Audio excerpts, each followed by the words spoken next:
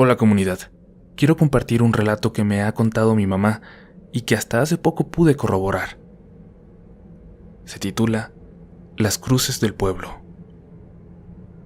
Mi madre nació en un pueblito de Oaxaca, San Pedro Mártir, que pertenece a la región mixteca, aunque solo estuvo ahí hasta los 6 años sola con la abuela antes de mudarse a la Ciudad de México. Muchos de sus recuerdos de niña fueron feos, al grado que ahora que es mayor, no le gusta regresar al pueblo más de 5 días y sobre todo no le gusta estar sola en la noche. Me comenta que en el pueblo han pasado varios eventos, muchos que ellos le atribuyen al malo, al Catrín, y por ello es que en cada lugar donde pasaron se colocaron monolitos de piedra con cruces de madera, esto como protección para que no entre este malo al pueblo, y tiene al parecer más de 100 años. Este relato lo describo en 2 partes, lo que le pasó a mi abuela y lo que le pasó a ambas después. Mi madre comenta que una de sus experiencias que hasta ahora no ha podido olvidar ocurrió un 24 de diciembre. Lo recuerda bien, una noche muy fría, sobre todo porque su casa se encontraba casi en la cima de una loma, en la parte trasera del panteón. Esa noche la abuela la había regañado por no querer ir a misa de Nochebuena, y debido a la negativa de mi mamá, la abuela se fue sola, dejándola a ella encerrada en la casa. Le dijo: "No te duermas, me abres cuando regrese". Dice la abuela que fue a misa y de regreso, justo en donde se divide el camino principal del pueblo en 2, uno para la zona donde vivía la abuela y otro hacia el panteón, hay 3 de estas cruces. Detrás de ellas, comenta que salió una señora, con rebozo en la cabeza. En ese tiempo no había luz, por lo que no pudo distinguir un rostro. La abuela solo caminó en dirección a su casa justo cuando la señora le dijo: "Feliz día", a lo que mi abuelita respondió de la misma forma. Sin embargo, nuevamente, pero con una voz muy rasposa, casi como si fuera un hombre, le dijo: "¿A dónde vas, Benny? Ven, vamos a pasear".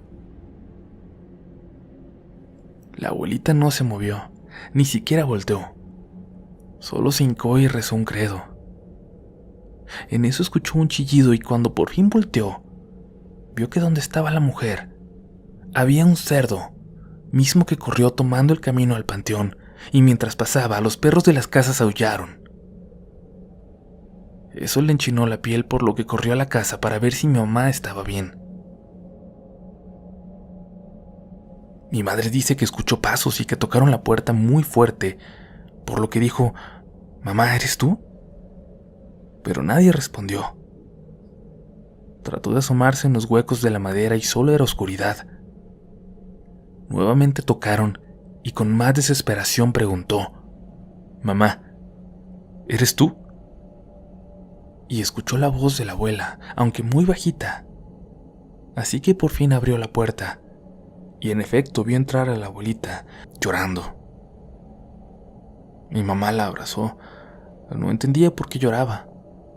La abuelita se preparó un té y justo cuando terminaba, se escucharon nuevamente pasos afuera, y entonces una voz que decía: "Ven, vamos a pasear". Mi mamá, confundida, se asomó por los huecos de la madera y vio a un perro, enorme, negro. La abuelita la quitó y tomó un machete y le dijo: "En cuanto salga, cierra la puerta, pones la tranca y reza". La abuelita salió. Mi madre cerró la puerta, pero en vez de rezar se asomó y vio y escuchó cómo la abuela tiraba de machetazos a ese perro, mientras rezaba así como lo insultaba. Sin embargo, parecía que no lo podía atinar un solo golpe y el perro se levantaba hasta que por fin logró asestar uno. Mi mamá vio cómo la abuelita por fin pudo darle en el cuello. El perro solo huyó y, para sorpresa de ambas, salió corriendo, y a su paso los perros de las casas aullaban nuevamente. No durmieron esa noche. A la mañana siguiente, 25 de diciembre, mi mamá salió de la casa para darle maíz a los pollos, y pudo ver huellas de la bolita sobre la tierra, así como marcas del machete que había golpeado en el piso. Pero no había marcas ni huellas de algún perro, ni un rastro de sangre. Fue tiempo después que fueron a lavar la ropa a un arroyo cercano, y en donde también hay un monolito de piedra con cruz de madera, cuando notaron pelos negros como de perro, embarrados en la parte baja de la cruz, como si se hubiera metido por debajo y en su paso se le hubieran caído por la fricción. Desde ese momento decidieron mejor no volver a lavar ahí. Este es el relato, y les comento que ahora en diciembre de 2018, que fui al pueblo de donde es mi mamá, junto con mi novio que es ingeniero, pude recorrer las zonas que me describió. Me sorprendió conocer estas cruces. Me dicen que hay muchas en las veredas, pero algo que me enchinó la piel fue un comentario que hizo mi novio, ya que al ver estos monolitos le sorprendió saber que no están hechos de cemento, sino de cal con piedra, y no puede creer que aunque están expuestos a inclemencias del tiempo como el sol, la lluvia y el viento, no se hayan derrumbado, y la madera, aunque ya muy desgastada, no se haya caído. Les dejo unas fotografías y muchas gracias por leer mi relato.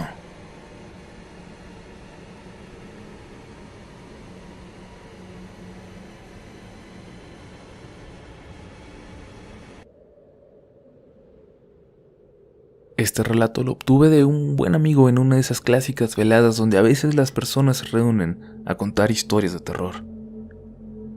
Espero que sea de su agrado, y a partir de aquí está en primera persona.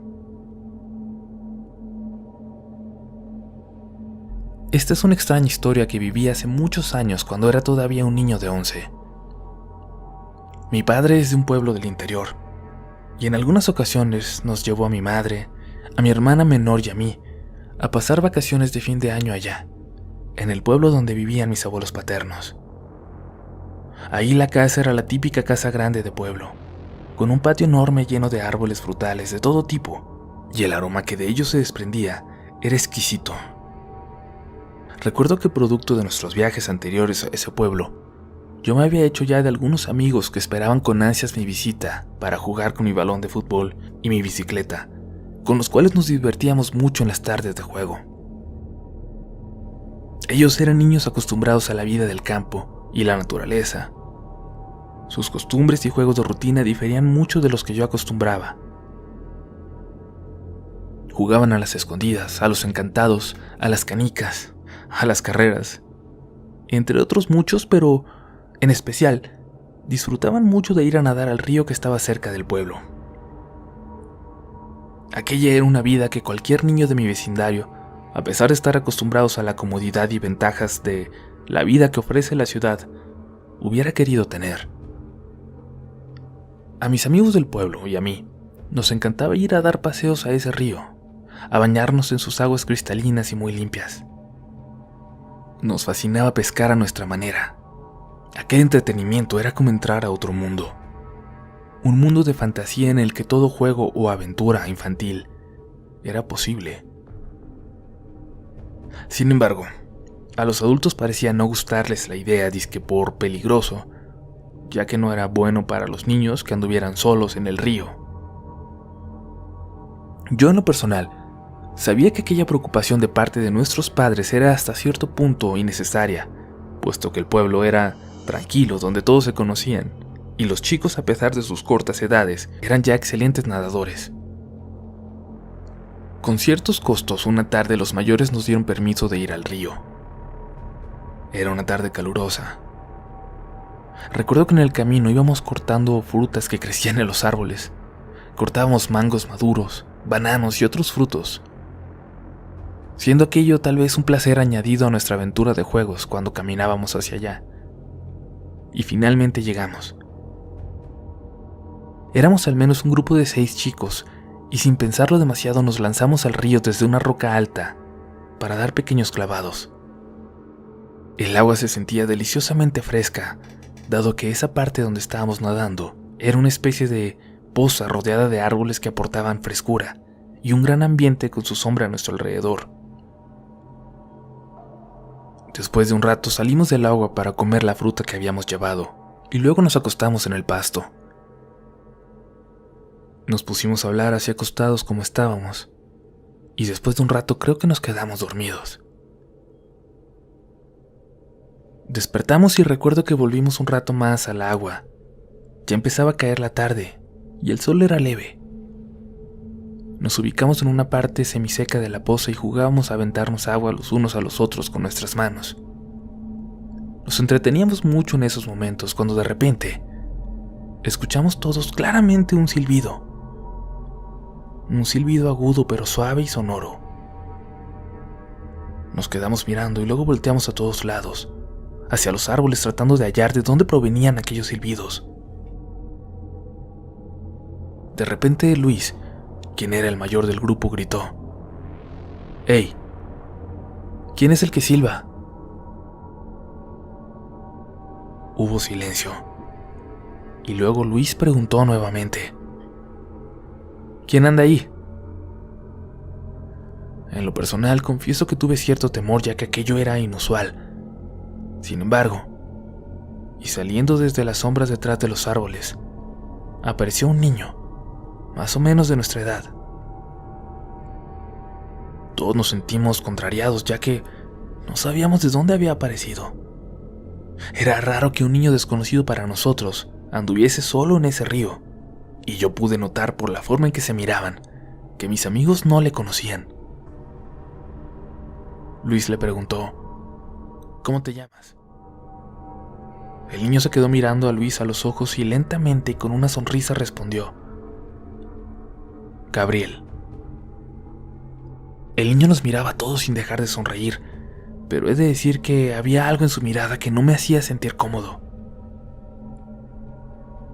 «No te había visto antes, Gabriel. ¿De dónde eres?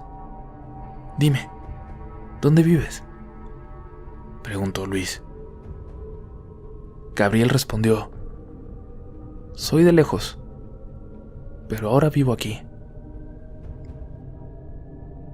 «¿Aquí dónde? ¿En el río?», preguntó Luis. «Sí, aquí», dijo aquel niño. Luego Gabriel, mirándonos fijamente, nos dijo: «¿Puedo jugar con ustedes?». Nos miramos y después de unos instantes y casi a un tiempo, movimos nuestras cabezas afirmativamente. El chico sonrió y luego caminó hasta dentro del agua. Pasó al lado de nosotros y se dirigió lentamente hacia la parte más profunda de la poza. Cuando pasó junto a nosotros pude verle más claramente. Su piel era oscura y su cabello era muy negro. Cuando estuvo junto a mí, me miró, lo cual me hizo estremecerme un poco asustado, ya que podría jurar que había en su mirada cierta chispa de burla. Luis le dijo: «Hey, no, espera. No vayas a nadar ahí porque está muy profundo». El niño ignoró a Luis y poco a poco se sumergió totalmente en las aguas del río, así como un pez en el agua, desapareciendo por completo de nuestra vista. Nos quedamos unos segundos viendo hacia ahí y el chico no salía. Luego las aguas dejaron de moverse y fueron quedando tranquilas. Solo que se podía notar cómo el área donde el niño se había sumergido, ahí, las aguas empezaron a verse un poco oscuras, como agua lodosa. Luis nos miró asustado. Aquello era completamente anormal. Pasó al menos un minuto de que se había sumergido cuando Luis, firmemente pero sin elevar la voz como para que aquel niño no se diera cuenta, nos ordenó: «Saldremos del río y correremos hasta el pueblo sin detenernos, ¿entendido?». Ninguno de nosotros le contestó a Luis. Sin embargo, en silencio, le respondimos que sí con la cabeza. Caminamos lentamente entre las aguas buscando alcanzar la orilla. Luis era el último, como queriendo asegurarse de que todos saliéramos seguros para después salir él. Sin embargo, mientras lo hacía, volteaba y volteaba a ver con insistencia hacia la poza. El ambiente era tenso, y había un silencio sepulcral que se rompía solo con el rumor del río y su ya no tan suave corriente. Era un ambiente demasiado pesado. La adrenalina de todos estaba al 100. Íbamos a huir de aquello que a leguas se veía que era algo anormal. Una vez que salimos escuchamos un fuerte grito, agudo y aterrador. Volteamos la cabeza hacia el río y vimos cómo el extraño niño llamado Gabriel tenía a Luis agarrado de un brazo y escuchamos claramente que señalando con su dedo hacia la poza le decía: «Ven, vamos a la poza. Vamos, que ahí fue donde me ahogué». Luis gritaba y nosotros estábamos paralizados sin saber qué hacer.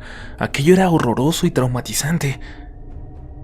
De pronto escuchamos una fuerte voz detrás de nosotros que decía: «Largo de aquí, demonio, deja en paz a ese niño».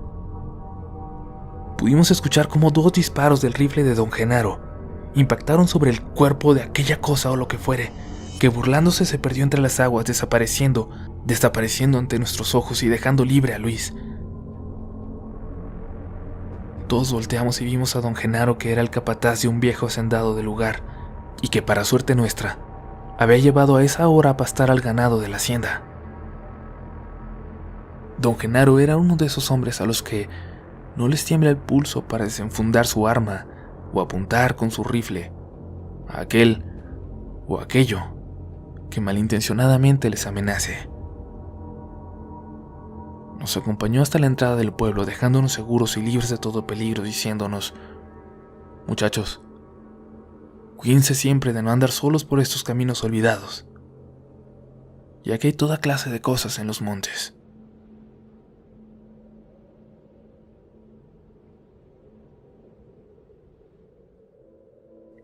Mi papá acostumbraba a rezar cada día el rosario, pero en una ocasión, en los últimos meses de su vida, empezó a gritarle a mi mamá pidiendo ayuda. Decía que había 3 pequeños bebés desnudos trepando en su cama, intentando quitarle su rosario. Él le decía a mi mamá: «Míralos, me quieren quitar el rosario. Ellos quieren uno para ellos».